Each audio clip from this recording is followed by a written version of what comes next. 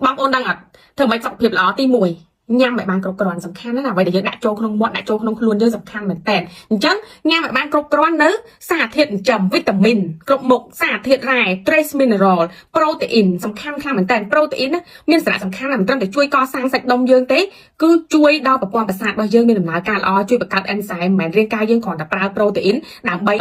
ធម្មពលតែប៉ុណ្្នឹងណាសំខាន់មែនតើហើយវីតាមីនផ្សេងក្រៅពីការញ៉ាំនៅមានអីទៀតការគេងគឺសំខាន់ណាស់គេងឲ្យបានគ្រប់គ្រាន់ខ្ញុំធ្លាប់បង្ហាញពីការស្រាវជ្រាវមួយដែលគេឲ្យមនុស្សគេងឲ្យបានគ្រប់គ្រាន់គេងតែ5ម៉ោងក្នុងមួយថ្ងៃតែរយៈពេលមួយរយៈ3ខែទៅ6ខែពួកគាត់ចាប់ផ្ដើមមានជំងឺ